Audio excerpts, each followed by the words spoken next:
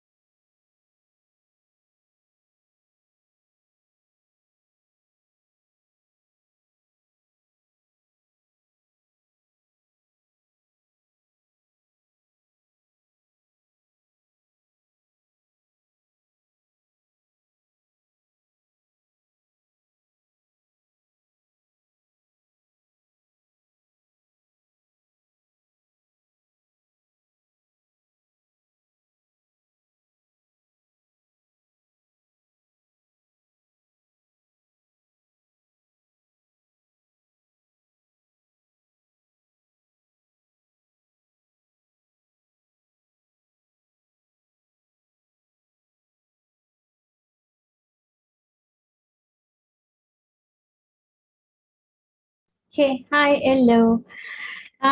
Okay, apa khabar semua? So, have you submit your analysis cerpen yesterday? Are you managed to do? If not managed to submit yesterday, you can let me know. Yep, okay, thank you, Yang. Okay, so I will mark this week and next week during our class, I will see you one by one for the feedback. And if the marks is not up to your expectation and you want to redo, I can allow you to resubmit. Okay, that one is for analysis Japan because that one is 30% assignment, and I believe you did good, and maybe for some reason in my evaluation, maybe your example or you didn't include definition, and you want to redo, yes, I will allow. If you don't want to redo and just take your mark as it is, also can. Okay, so next week, I will provide the list, not list, the time slot for our group, for your group to come and see me during our class. Okay, so for this week, we're going to do the penulisan teks bahasa Melayu. If you can see, actually, I didn't, I don't want you to for final, I don't want you to focus, not I don't want, but because it's not involved in your final exam. So in my in my view, I don't think that you need to focus on the penulisan, komunikasi lisan and also penulisan, because it will not include in your final exam.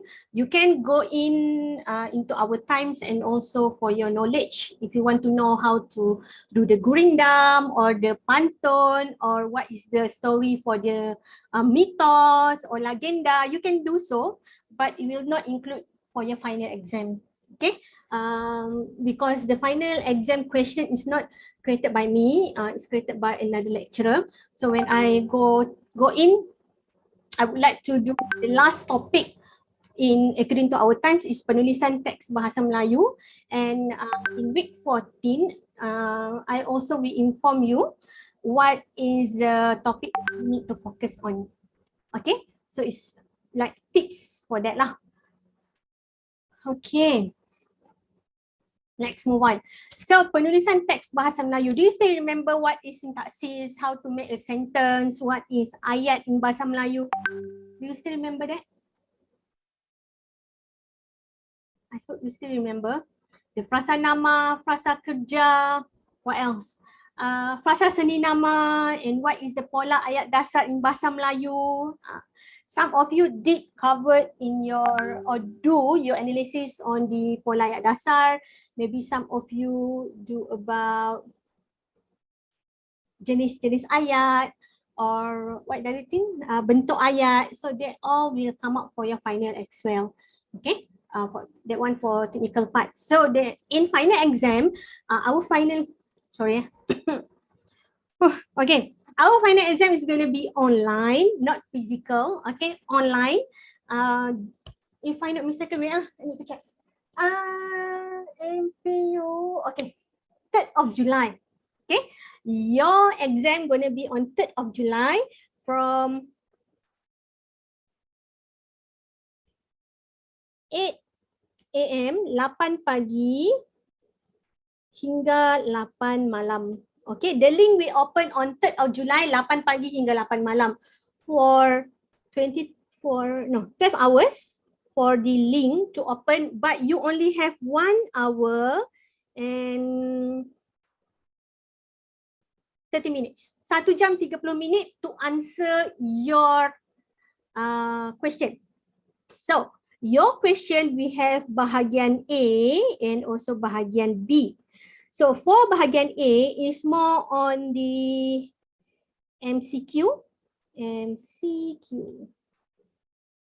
Okay, MCQ, multiple choice question, as you do for your midterm, right?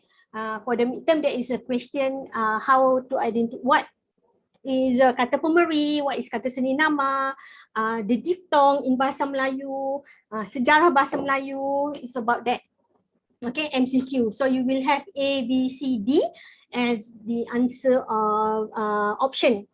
But for the bahagian B, we're going to have 3 different section, which is section A.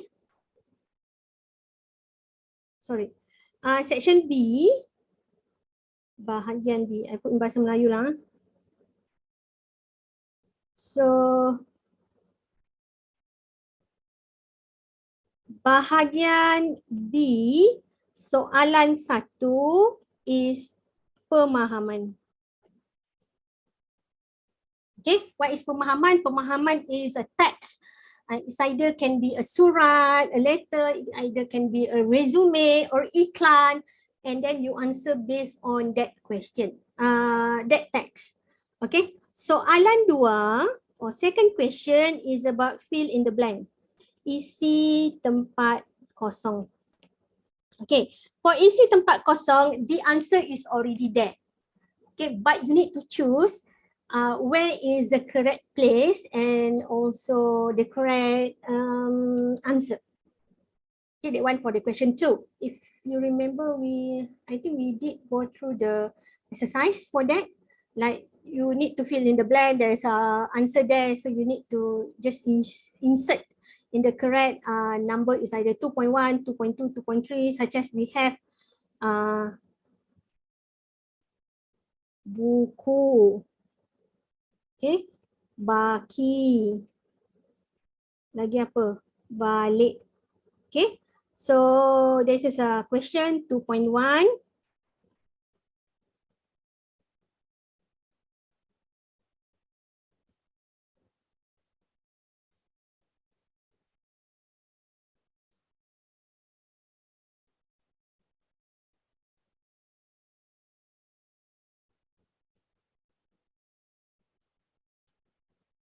Ya.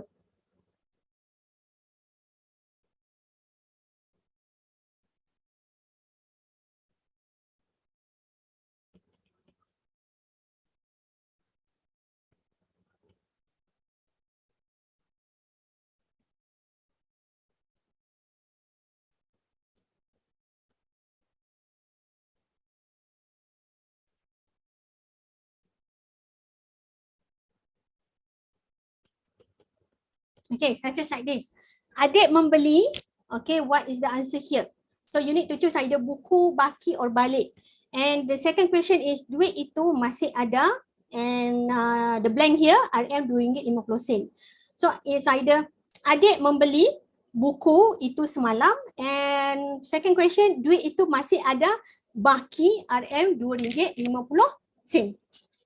So this is kind of answer that you going to see in the section B. Okay, bahagian B soalan 2. Section B soalan 2. So 10 question for this question, and also 10 mark for the soalan 1. Okay, any question so far before we go to the soalan 3? So 1, 2, and here is 3. Okay, soalan 3 is about bina ayat. Okay, how to bina ayat? Do you remember the pola ayat dasar that we learned? Right? We have Fn plus Fn, Fn plus Fa, Fn plus Fk, Fn plus Fsn. So this is a word that given to you. For example, we give word telephone bimbit. So from the word telephone bimbit, you need to make a sentence. Okay. In your analysis cerpen, normally you need to find the sentence, right? But for this soalan 3 bina ayat, you need to create the sentence. For example, here, you can say,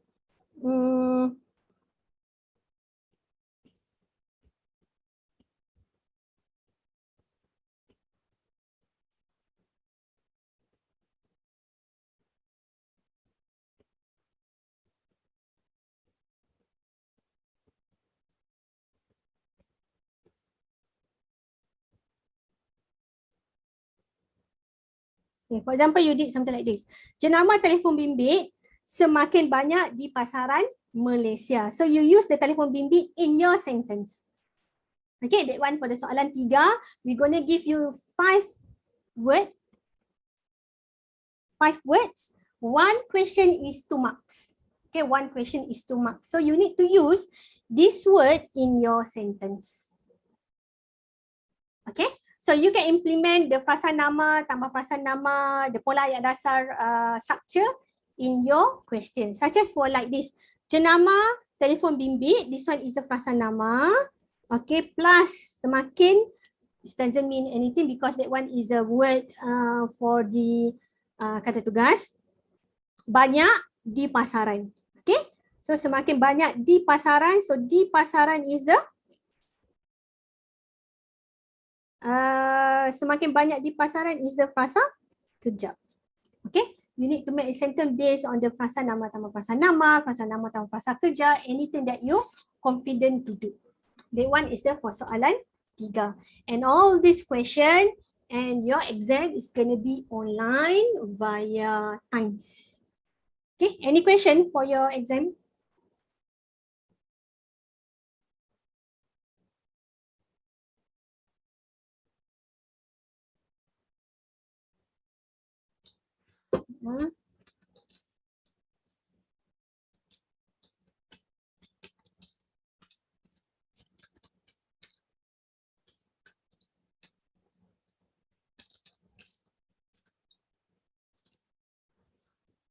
Okay, so for today, we're going to discuss about penulisan teks bahasa Melayu. So for your information, penulisan teks in bahasa Melayu, we have a few that you already know, but today we're going to enhance your memory.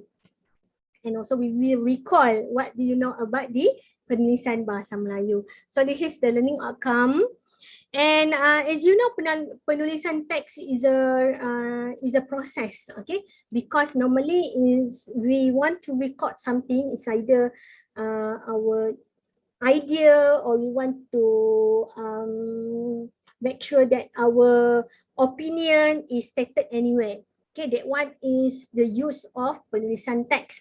So penulisan teks also normally we will do when you want to do or you want to write a journal, for example, okay, a paperwork or kertas kerja, a report. Okay, that one is the usage for the penulisan teks. And based on Nik Safiah Karim, she said that kemahiran menulis sebagai satu keupayaan menurunkan perasaan dalam bentuk penulisan. So the skill, the writing skill actually is one of the skill that we able to use when we want to write down or we want to express our emotion, okay, in a writing. Because yes, some of the people normally we like to put in writing. It's either like report that you want to do or in the official or unofficial document. So also actually we will record in penulisan teks. So the official document that we have here is like pengumuman, announcement, for example, that you have received announcement for your exam date, or the announcement from the government, for example, berita, a news, penerangan, maybe a talk or a briefing, okay, laporan, a report, ucapan, a speech, minute mesyuarat. This is important when you are be in a organization or you are in a work environment. So the minute mesyuarat is very important. Dan penghujahan sesuatu persoalan. If you want to like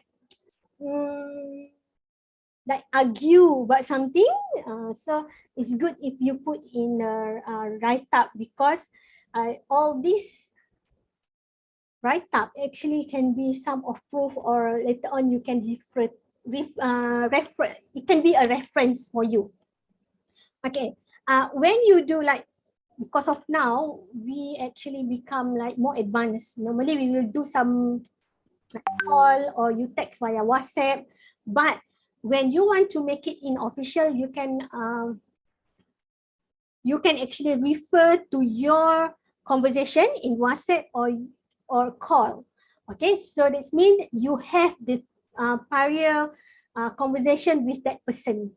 You just said like berdasarkan komunikasi kita dalam WhatsApp pada tarikh sekian-sekian masa sekian-sekian, and that recorded anywhere. Okay, this is also when you want to do in like email. So we actually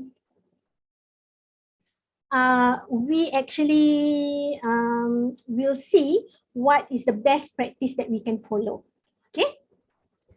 Okay. Definasi karangan. Okay, yeah.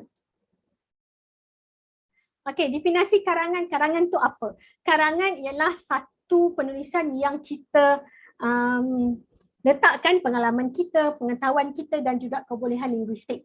So sometimes the karangan ataupun what is karangan in essay dalam bahasa Inggeris, okay? It's like an essay. Normally we will include also our experience, our knowledge and our language skill inside it, okay? And actually is a quite effective way to communicate with others.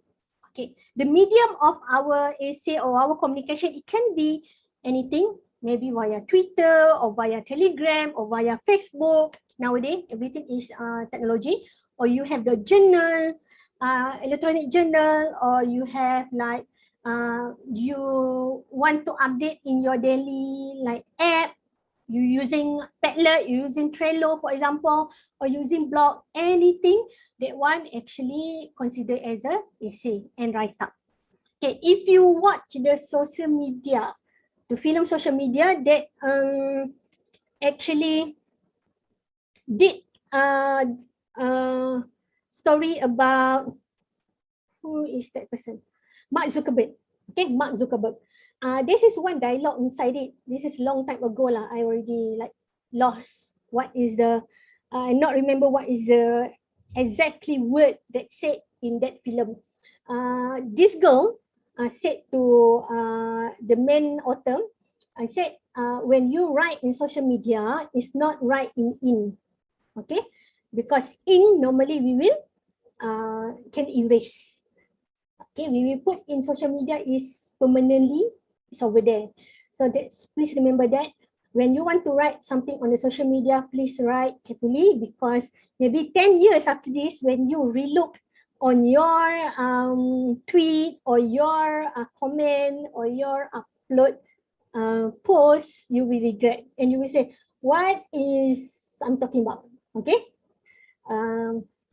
So that one is the tips lah. Okay, that one is karangan. So for the karangan, normally the most important things is memilih tajuk and also what is the way we want to find a material. So memilih tajuk normally is when you do the write-up, the short write-up also, to find a title is very difficult. Okay, so title normally it can be like, it can come later. No need to be like, in the first place, I have this title and I want to follow this title. No, normally when we do a write-up, the title can be changed anytime. Even though when you do your FYP, or you will progress your degree to master or PhD later on, tajuk or title will be at the end because you will change it. Okay, so kaedah mencari bahan. When you want to do write-up, normally it's very important for you to use the valid reference. How you do your analysis Japan, you need to refer to the valid reference, for example, for the definition. Okay, you need to find a journal, you need to find a books, you need to find maybe a slide for you to like quote the suitable meaning for your assignment. So that one is very important, how to use the bahan. When you do your academic writing, normally it's very important also to make sure that your material is not like material is like open edit. What is the open edit here? Such as like the Wikipedia. Okay, the Wikipedia actually is an open edit. We can make it as a reference for our knowledge, but we need to find the valid reference for that. That's why some of the lecturer actually don't want you to quote some things from the Wikipedia. Okay, because Wikipedia features is everyone can edit. So that one is very important. You can make as your reference, but not your like valid reference. Like only reference that can lead you to another reference. That's how we use the reference and reference. Okay, kerangka and struktur karangan. So when we do the karangan, even though it's only like one paragraph or two paragraph, we will have introduction. Okay, pendahuluan ni sangat penting kerana pendahuluan akan memberi idea kepada penulis kita nak cakap tentang apa. For example, like you want to talk about the current issue. What is the current issue nowadays?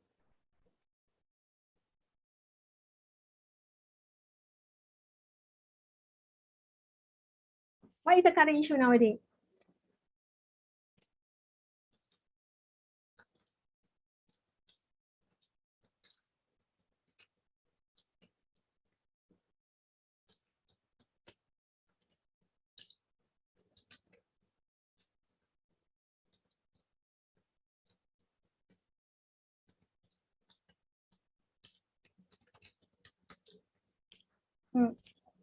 I think we can take the issue of, what do you call it? Last week, Saturday, when we have a football match between Harimau Malaya and also Bahrain. Okay, maybe the issue there is, of course, maybe you know about our field, the football field. Okay, and you make the intro there. Okay, the intro here you actually talk about how is the football world in Malaysia, how people look into the football in Malaysia. Kan bola sepak sekarang dah semakin, orang kata apa, semakin diminati, sama ada orang lama dan juga orang baru. Jadi you make that as your introduction, and then after that for the EC, what you can do here is you include what is your important point. For example, like apa keadaan padang bola sepak yang lecah. Okay, you can put that as one, and then the second one is a budget, for example, and the third one is sistem pengaliran air, and all these three actually you can explain based on your previous reading as well. Okay, you refer, for example, as stated in the maybe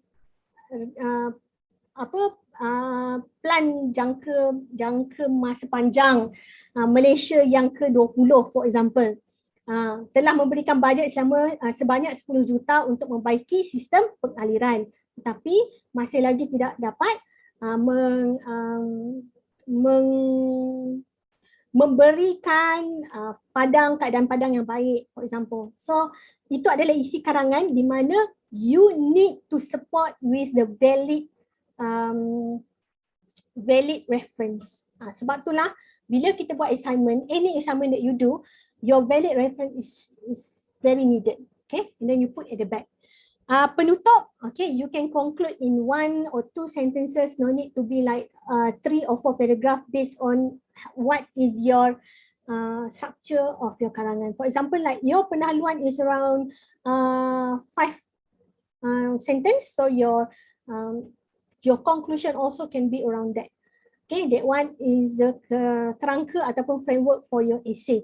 Jadi sepanjang kita buat karangan pendek ataupun panjang, kita mesti ada introduction ataupun pendahuluan, kita kena ada isi ataupun points, kemudian kita kena ada penutup, conclusion.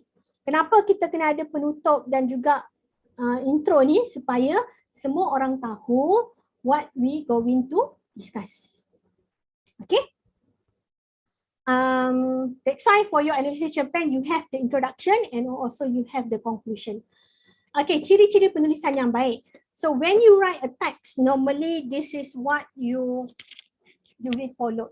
Okay, normally when you write up something, even though the assignment is academic, but actually is represent what you think or what is your opinion about the assignment. Okay, jadi yang pertama sekali fakta. Okay, bila kita buat satu benda berdasarkan penulisan akademik, for example, because you now is more on the academic writing. In any assignment that you do is more on the academic writing. Jadi fakta or facts is very important. Jadi bila anda hendak menulis fakta, buat isi satu perenggan. 1 point, 1 paragraph. But your point need to be supported by the explanation and also the maybe you have a quote from someone else. Okay, fakta, your isi, your explanation, penjelasan dan juga quotes. Any quotes that you want to put, but you also may explain about the quote that you take. Okay, kalau quote tu sebenarnya telah merumuskan apa yang telah ditulis dalam penjelasan, jadi ini tak apa. Jadi bila kita letak fakta, kita letak huraian, jadi mereka ataupun readers will know what we talking about. Okay, gaya dan juga laras. Okay, you need to know. If you do the academic writing, so normally you will use normally the academic style. Okay. Jadi laras bahasa anda lebih kepada laras bahasa akademik.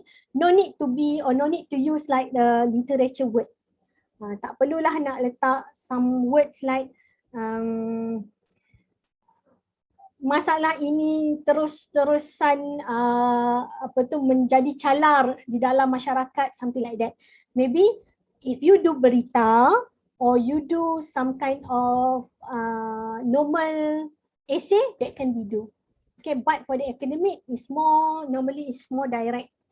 We no need to do a lot of this, like macam dalam bahasa Melayu kita sebut ayat yang berbunga-bunga. Normally it's direct. Pengolahan antara perenggan dengan perenggan perlu ada unsur pertautan, and also you need to see the urutan or arrangement with the previous sentence. Okay. Tautan and also like tautan apa kita panggil? Your sentence need to have relationship, relate from one sentence to another sentence. So it need to be relatable.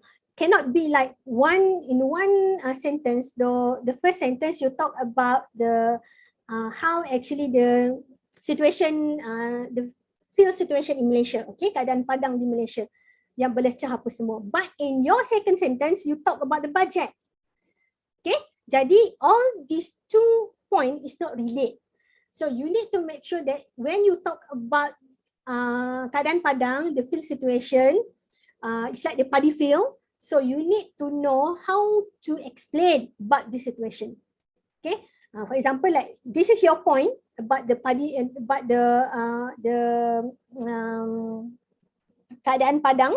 Jadi hujahan anda merujuk kepada mungkin situasi yang berlaku apabila berlakunya hujan lebat dan padang akan basah, dan keadaan ini akan menyebabkan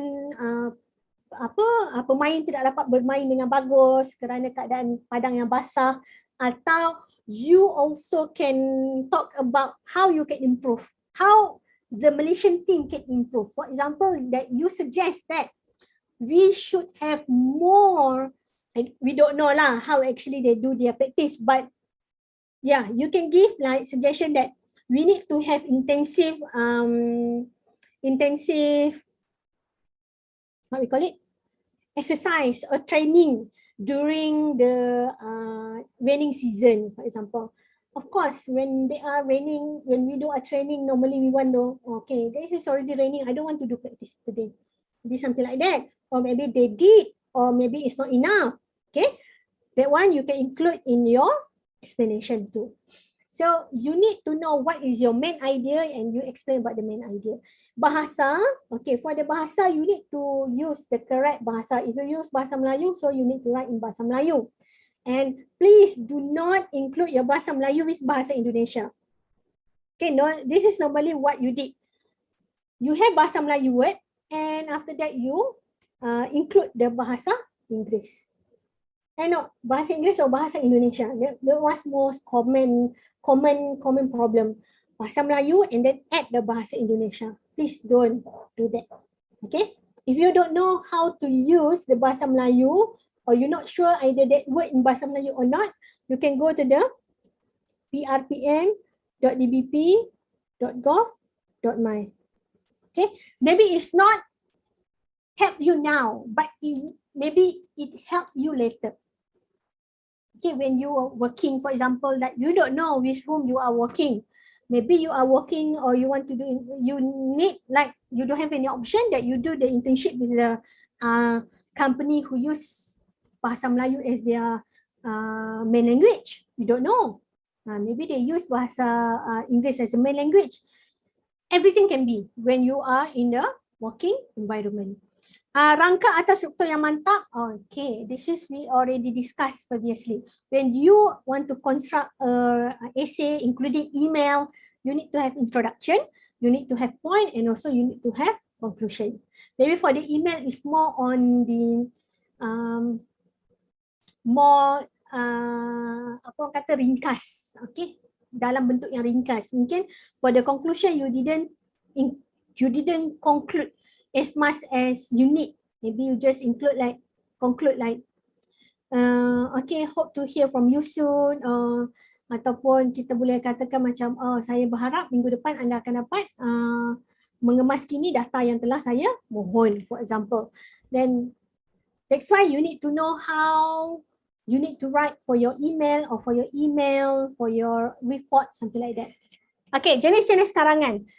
Dalam bahasa Melayu, kita ada format-format tertentu untuk penulisan dalam beberapa jenis penulisan. Yang pertama, kita ada surat kiriman tidak rasmi, surat kiriman rasmi. So surat kiriman tidak rasmi dan juga surat kiriman rasmi ialah adik-beradik. Okay. As I mentioned earlier, for the section B, soalan 1, bahagian B soalan 1, biasanya kita akan bagi satu teks. Teks tu boleh jadi laporan, boleh jadi berita, boleh jadi ucapan atau dialog, ataupun boleh jadi surat, anything.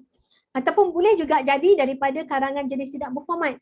Okay, that's why you need to know a little bit about what is the format that you will like see later on. Okay, surat kiriman rasmi dan juga tidak rasmi. Saya rasa untuk surat kiriman rasmi you already know, but as you know, the surat kiriman rasmi actually have evolve from 1990 sampailah sekarang. Tahun 2000 mungkin cara kita tulis surat kiriman rasmi a little bit different with what we have right now. Okay, manakala surat kiriman tidak rasmi, I don't think that you did or you wrote this before. Okay, sebab surat kiriman tidak rasmi, previously we use, when I'm brought up, we use for the pen pal friends. But right now, I don't think that we needed like surat kiriman tidak rasmi anymore because we can just email, even though that person is like 1,000 miles away. Tak nak surat, tak nak tulis yang ni pun kita boleh bagi teks, WhatsApp ke, message ke, kan? Dialog, di mana dialog ni mesti ada dua orang, antara orang A dan juga orang B, and then they give or like a wawancara or this is interview. Okay, that one is a dialogue. Syarahan, syarahan ataupun pidato actually is more on the you want to be a firm on one topic. Okay, normally untuk syarahan dan juga pidato dia lebih kepada pertandingan. Jadi kita tak guna sangatlah syarahan dan pidato ni dalam kehidupan kita. Ucapan, yes, we're going to do for the ucapan because normally you will use ucapan when you need to give a speech. Maybe to your family, to your friends, to your group mate. Okay, and then for the ucapan normally we will need to include the, apa kita panggil? Salutation, itu sangat penting. Okay, laporan, normally for the laporan, we actually just report what we need to report to. Okay, laporan pun sama, but it's more on the news that we want to give to in the mass news. For example, like in the mass audience, such as surat khabar, majalah, apa lagi apa? TV. Okay, media massa, bercetak dan juga media massa elektronik.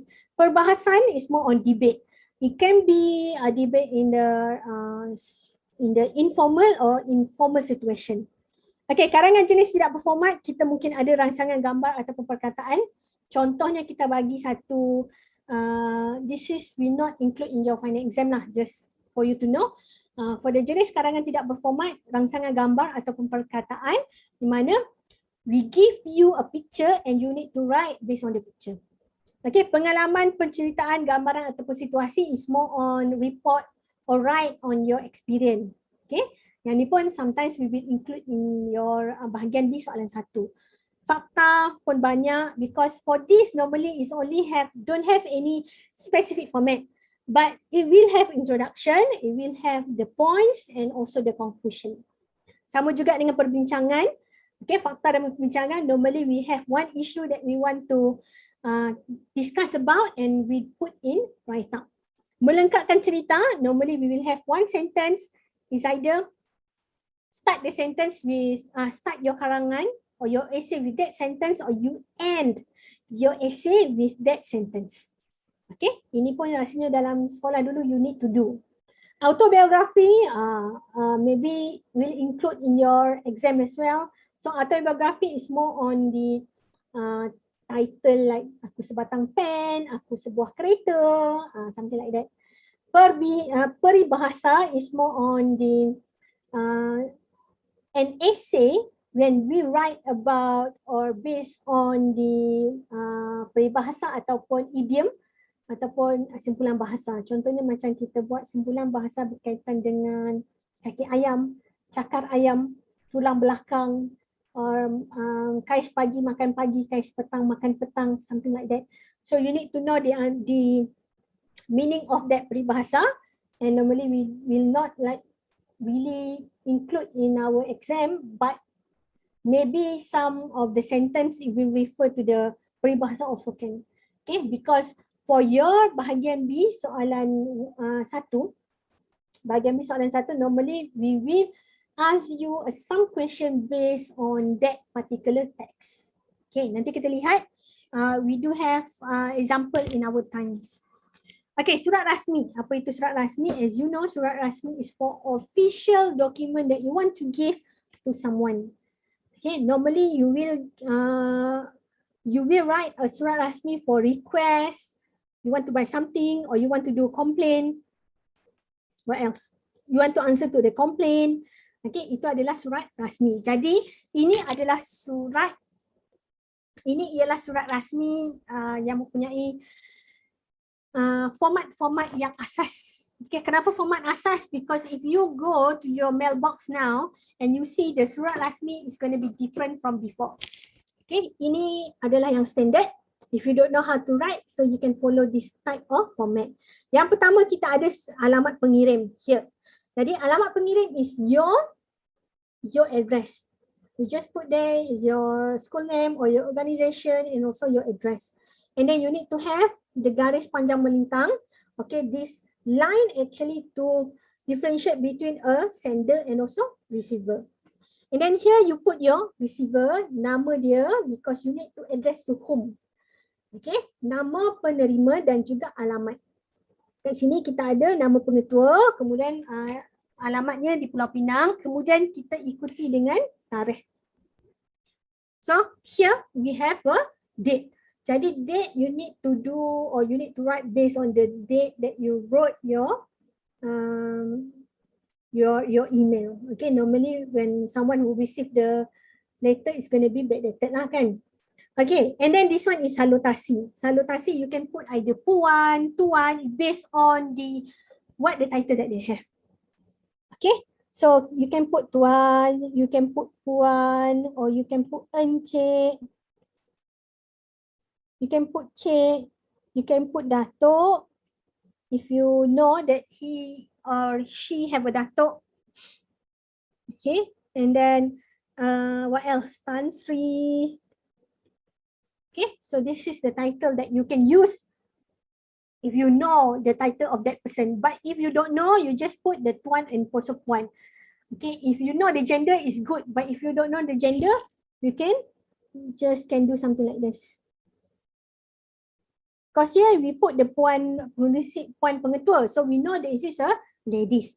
But if you don't know either the pengetua is male or female, then you can just write tuan and also puan. Tuan and also puan pengetua, for example, or you just put there pengetua Sekolah Menengah Kebangsaan Methodist. That's all. Okay. And then you need to mention your perkara or your title for your surat, why you wrote the surat to him or her. Then when she or he just read this title, so he know. Like here, meminta kebenaran mengadakan malam perkemahan SMKM 2015. So you know. And then the receiver know. Oh, this is for a request letter. Jadi ayat yang pertama kita ada dekat sini untuk perenggan pertama, we have like yang pertama ni tidak perlu ada nombor. Dan dengan segala hormatnya, saya sebagai setiausaha pengurusi pengakap Sekolah Menengah Kebangsaan Methodist, introduce yourself. In any letter, if you want to like complain or you want to give or you want to put some request, you need to introduce yourself because people will don't know who you are. Okay. You need to inform who are you and why you write this email to him or her. Okay. Continue here. Ingin meminta kebenaran puan untuk mengadakan malam perkemahan SMKM 2015, tarikh pada bila that you want to do the camping. Okay, kemudian your point. Okay, your point maybe you want to give the information, you can write in the bullet but you need to have a sentence first. For example, like you just want to put in bullet, you want to put like a few information, such as you want to give a number of participants, how much that you ask them to pay. For example, like we just mentioned here, butiran perkemahan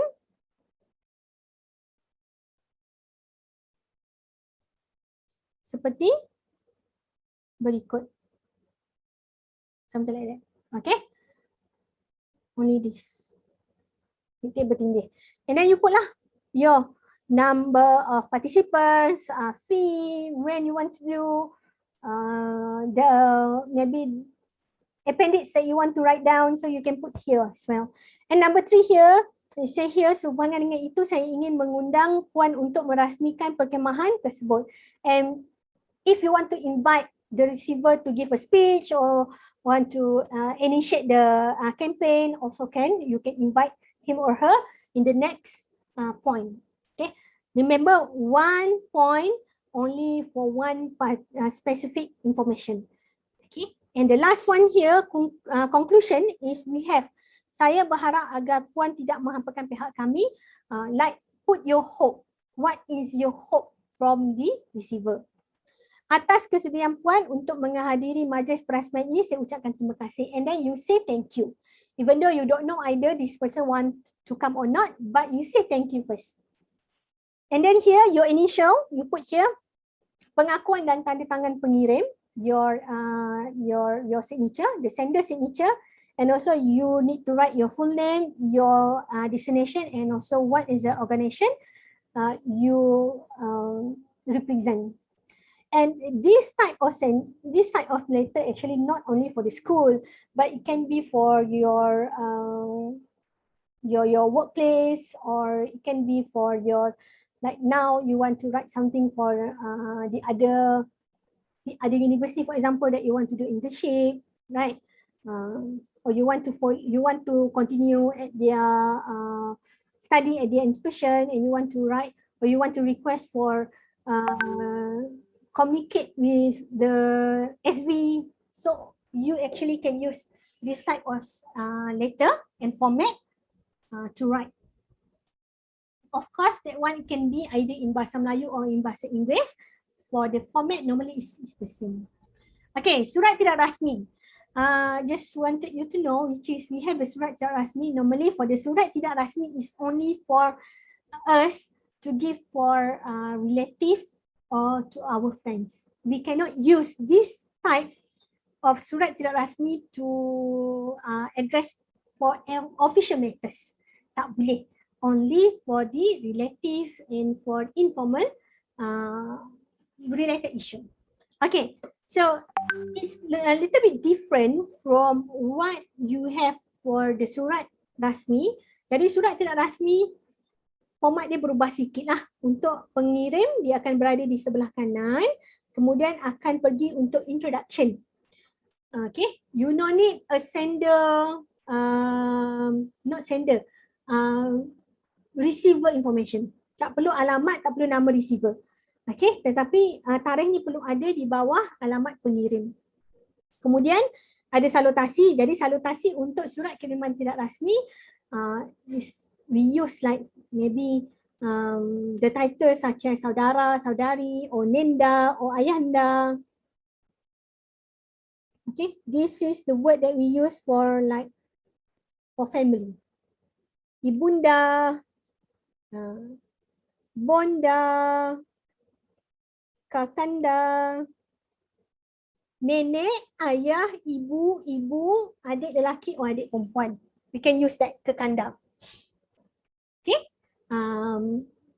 this is more like for informal salutation that we use in the surat tidak rasmi. And then you continue with your point number 1, point number 2, point number 3, why you write the letter and what you want to story about. Because normally for this letter, before this we don't have any email. Normally we will write a letter for our family. Tambah pula kalau belajar dekat luar negara. Okay, it's a good practice actually, because sometimes nowadays we little bit difficult to write this kind of letter because it's more on the, we put our emotion there. Okay. So surat tidak rasmi normally is for us to bertanya khabar, can exchange information.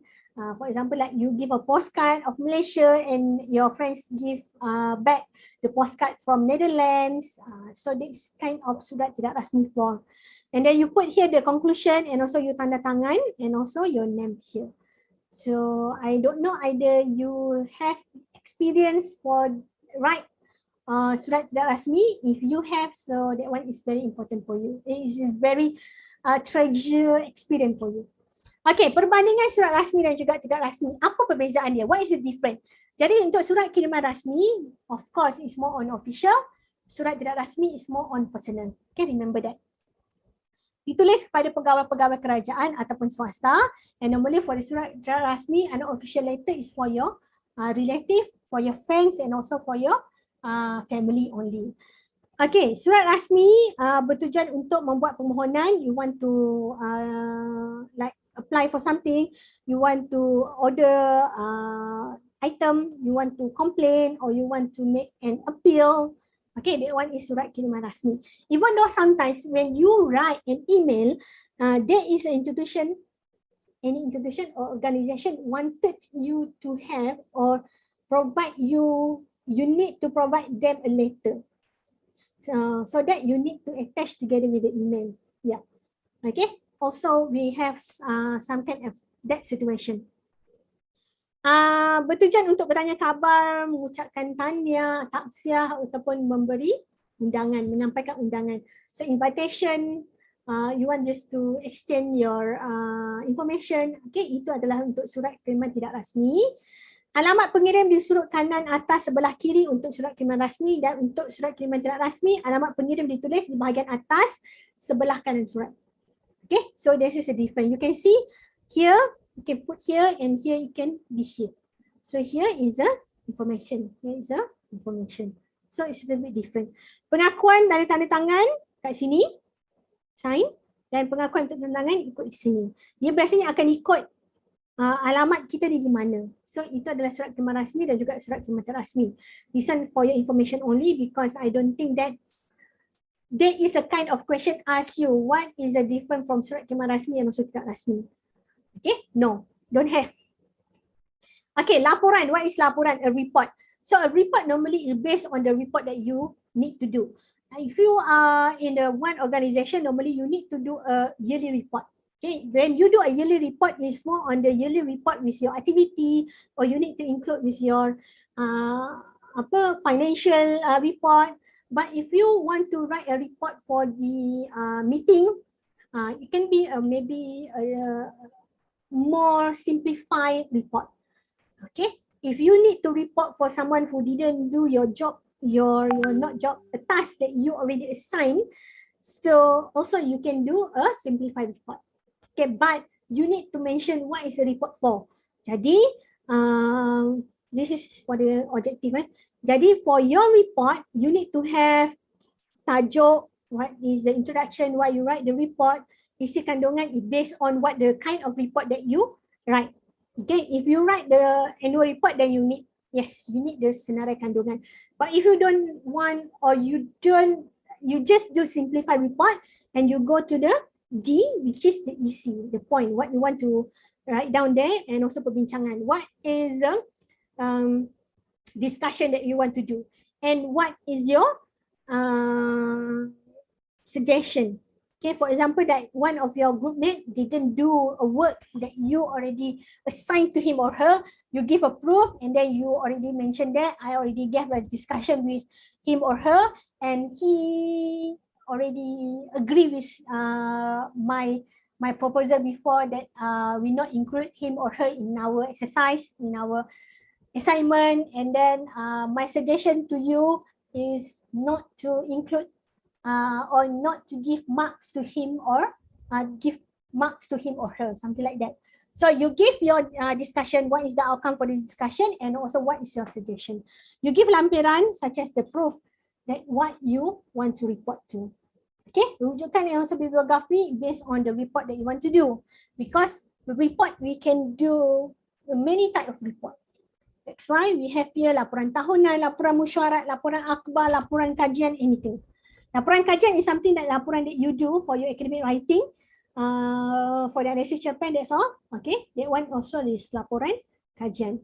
Laporan akhbar, if you want to write a report for the newspaper.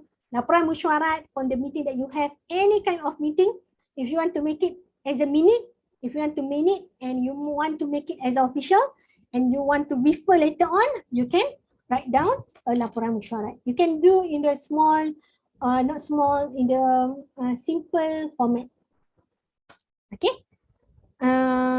This is the contoh laporan, penulisan laporan. This is for the laporan sukan. You can actually use this kind of report to do simplified report. Okay, the minute report, the meeting minute report for maybe the report to your lecturer, maybe later on, maybe for next semester, you want to report about the free rider in your group, then you can use this kind of format. Okay, laporan, you put here the title. What is the title that you want to talk about? Tarikh, masa dan juga tempat. So when it's happen, if it include also the medium of communication, just input here.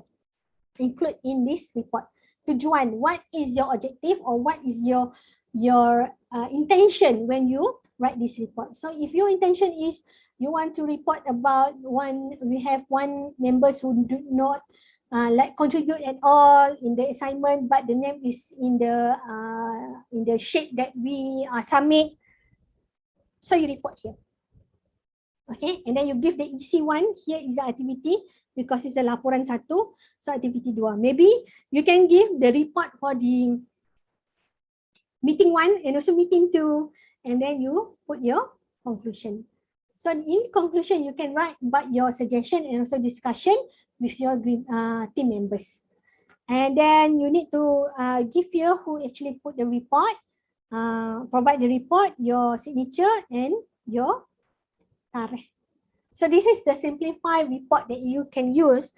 Maybe sometimes students who I don't know how to write a report. So this is the simple format that you can follow. Okay, any questions so far?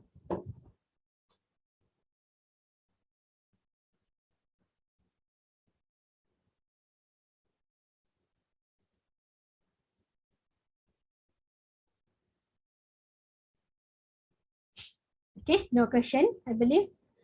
Okay, karangan tidak berformat. Apa itu karangan tidak berformat? As I mentioned to you, karangan tidak berformat ialah karangan yang tidak mempunyai format, don't have any specific format that you need to follow.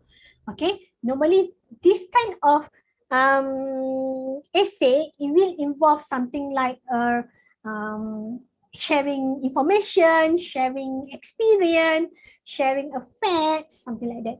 It's something like don't need any specific format to be involved.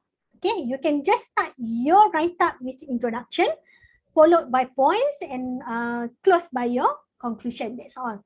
So normally, pada karangan tidak berformat, ianya berbentuk hayalan, berbentuk pengalaman ataupun cerita tentang anything. It can be binatang, it can be autobiography, or it can be biography.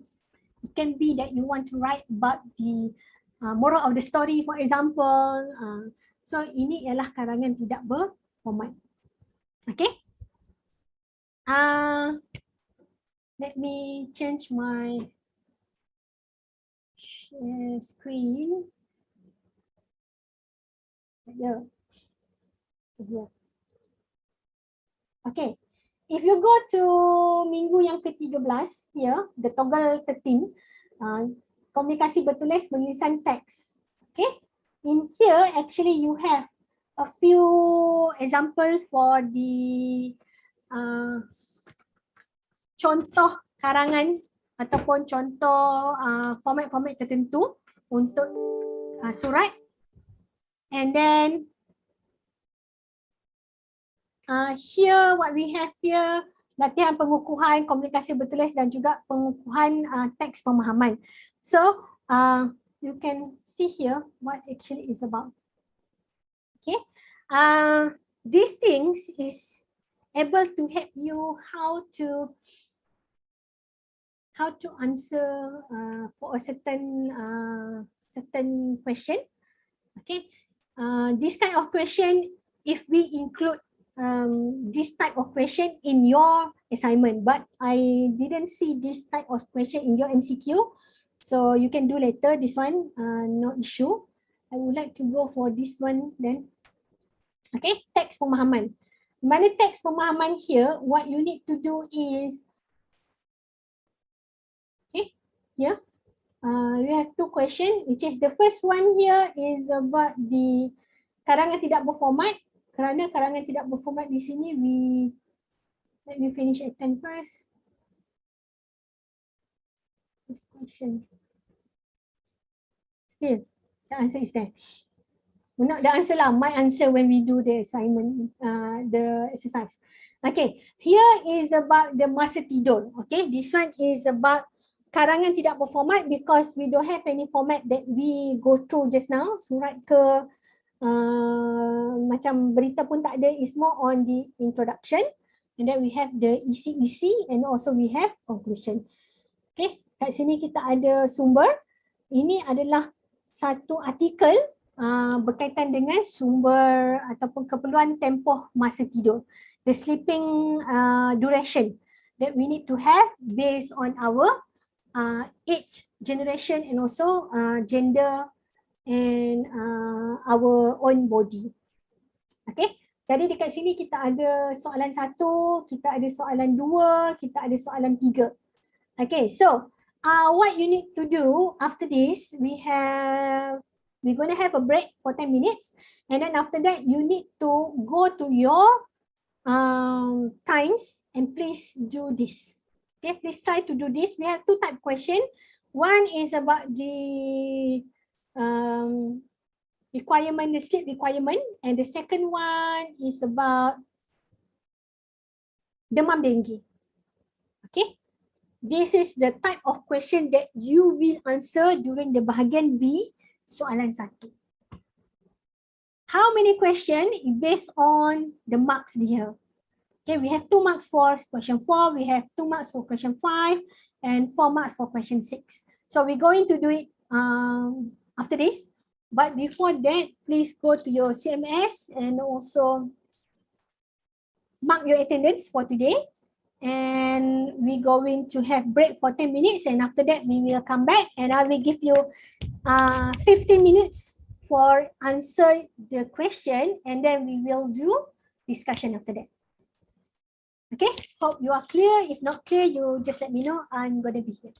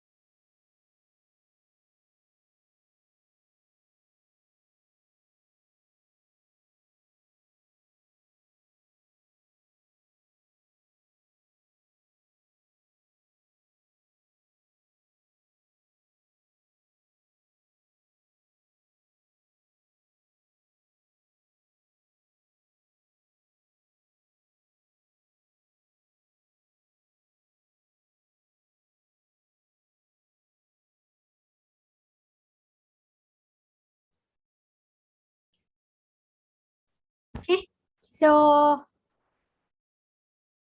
can can you go to your times and we do question 1 and also question 2, and after that we go into discuss about this.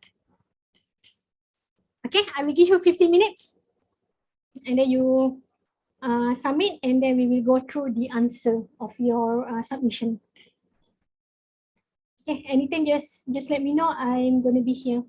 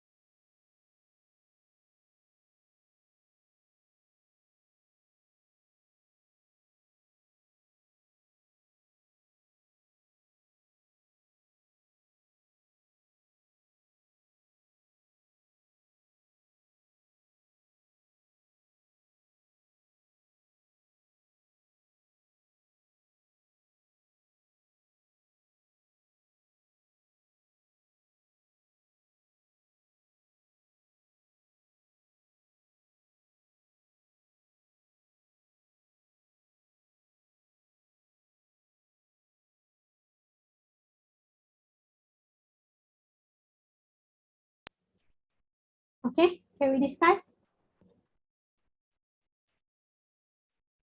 Let me share my screen. Okay. Here is the first. Sorry.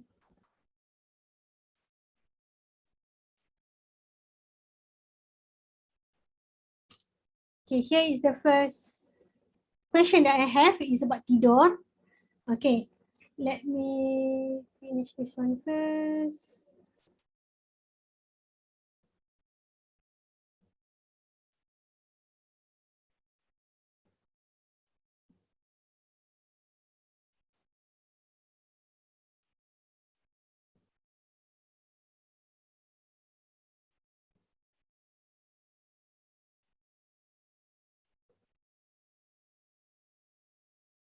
Today is 13 June. Okay, so I have here the first one. Of course, the first name is in here, right? Okay, the first question here is about, okay, tidur. So your answer is berikan makna rangkai kata berbeza-beza mengikut generasi. So you see here berbeza-beza mengikut generasi. So what you need to do is you need to find here, right? In the text. So in the text berbeza-beza mengikut generasi is the first one. Okay, you can see here in the sentence that said menurut kajian keperluan tempoh masa tidur individu berbeza-beza mengikut gen, mekanisme badan, umur dan jantina. Sesetengah individu mudah terlena manakala sebahagian lagi sangat sukar untuk melelapkan mata. Okay, so the answer here. Ini bermakna generasi yang gen yang berbeza akan mempunyai tempoh tidur yang berbeza. Okay, so this is like you not answered the question. Okay. Berikan makna rangkai kata berbeza-beza mengikut generasi. Apa mengikut generasi? Not mengikut gen. Berbeza-beza mengikut gen ni adalah genetik. Genetik, gen, in English also the short form is gen. So mengikut berbeza mengikut gen ni ialah perbezaan mengikut genetik badan. Okay. So the answer here should be rangkai kata, you just follow this one. Ambil this one. Rangkai kata berbeza-beza mengikut gen bermaksud berbeza mengikut keperluan genetik ataupun berbeza mengikut genetik seseorang. That's all. Okay. If you answer like berbeza-beza mengikut generasi also, sometimes I will like give you some marks. Okay, maybe your interpretation and others' interpretation is different, but like it's maybe can accept, so I will give still a marks. Okay, next. Apakah langkah-langkah yang boleh dilakukan bagi untuk mendapatkan tempoh masa tidur yang cukup? Okay, the answer here, kita perlu memastikan kita tidak tidur pada waktu siang, mempunyai jadual tidur yang tetap, tidak makan 2 jam sebelum tidur dan jangan tidur terlalu banyak. Okay, here we have four points. Okay, we have 4 points. So when you see here 4 points, so you need to include include here 2 points. Okay, 1 point for 2 marks, which is you need to have your points and also explanation.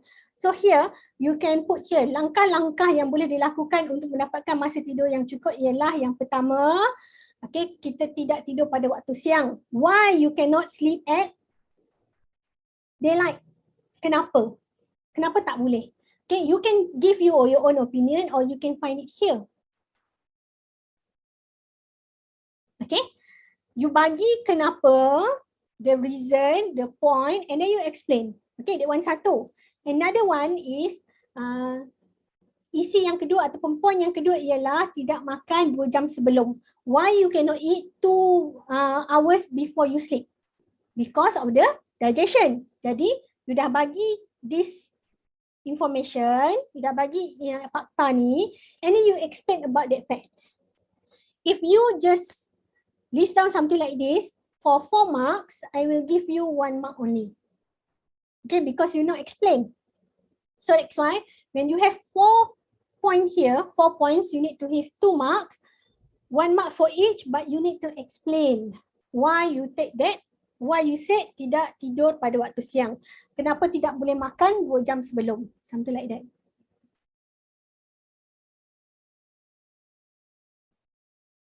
Okay, clear? And the third one here, pada pendapat anda, apakah kesannya jika kita kurang tidur? Also here 4 points. So, kalau ada 4 markah, jadi anda dah tahu kena bagi 2 main point. Satu main point, sekali dengan explanation, satu lagi main point, sekali dengan explanation. So that your explanation will not be something like this. Again, if you give something like this, I will just give you, maybe if this kind of question, answer, I will give you 0.5 because pada pendapat anda. So, you need to write again, pada pendapat saya, kesan jika kita tidak cukup tidur ialah, okay, see here, what is the effect? Okay, ada tak? Kalau tak ada kat sini, means you need to write your own point. So, yang pertama, kurang tenaga. Why you said kurang tenaga? Kenapa kurang tenaga? Jadi, anda boleh kata kurang tenaga because your body, badan anda tidak cukup rehat. Okay, yang kedua, kita mudah marah kerana kita tidak mendapat tidur yang cukup. Kerana dia mempengaruhi emosi kita. Okay, you need to write your point and also your explanation. If your marks here, the required marks here is 4, so this means 2 marks with explanation. Faham ke tak?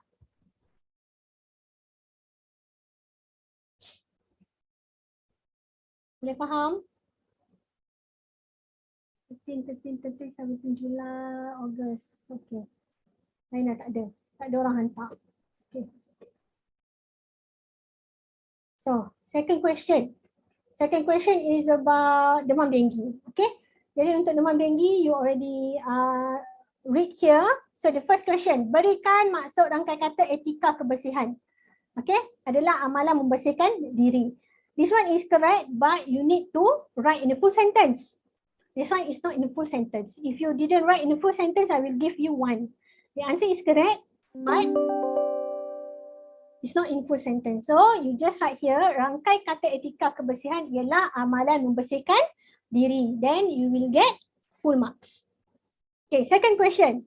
4 markah. Apakah cara-cara untuk mencegah penyakit demam denggi? All this answer actually is already in a text. Okay, tetapi cara anda tulis and also how you paraphrasing the answer. So you just write here. Cara-cara untuk mencegah penyakit demam denggi ialah yang pertama, memasang kelambu. Okay, memasang kelambu. Kerana dengan memasang kelambu, kita dapat mencegah ataupun menghalang nyamuk daripada masuk ke dalam. Okay, kelambu ni is something like the net cover for your katil kan. Okay. Kemudian kita juga boleh memakai lengan panjang here untuk mengelak this one okay, acceptable. Untuk mengelak gigitan nyamuk. I can accept. Okay. If you give this kind of answer, maybe I give you 2 because you not explain about this, but you explain something about this. I will give you 2.5. Okay. So your sentence also you need to be careful of that. You need to write down here cara-cara untuk mencegah demam denggi ialah yang pertama menggunakan kelambu and bla bla bla explanation. And yang kedua, okay, cara yang kedua ialah kita boleh memakai baju lengan panjang untuk mengelakkan gigitan nyamuk pada tubuh badan kita agar kita tidak mengalami something maybe alahan ke kan, gatal-gatal ke. Okay, that one you explain more. When you explain more, and then you will get more marks. If you write macam sikit, so I will give you a marks based on what you write. So I think not only in this module, but other module also, when you need to look into the point here, the marks. If the mark is more, so you need to write more answer. If the marks is less, so you need to write less words. Okay, pada pendapat anda, apakah usaha yang boleh dilakukan untuk mengelakkan demam denggi? So here dia tulis, kita boleh menggunakan pemukul nyamuk elektrik. Okay. Pada pendapat saya, usaha yang boleh dilakukan untuk mengelakkan demam nyamuk ialah yang pertama, menggunakan pemukul nyamuk elektrik untuk menghalau nyamuk-nyamuk yang datang, for example, satu. And yang kedua ialah membersihkan kawasan sekitar supaya tiada air bertakung. Kerana air yang bertakung dapat menyumbang kepada pembiakan nyamuk. So you explain more. If you explain more, and then I will give you more marks. If you do something like this, I will give only you the marks is according to what you write and what you provide. Okay, the one is clear?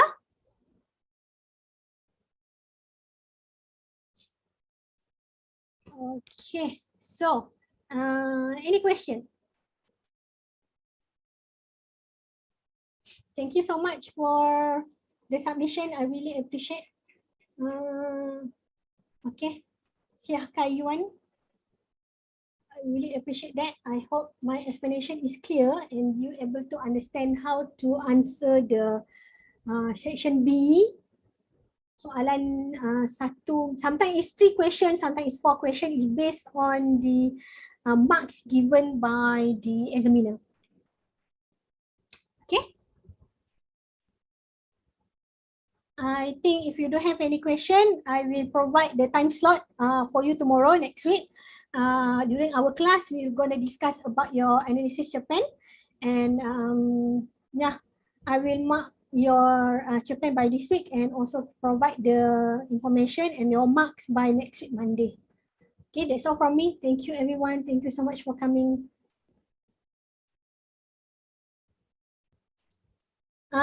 Yes, Yang, yeah, you can do, no problem.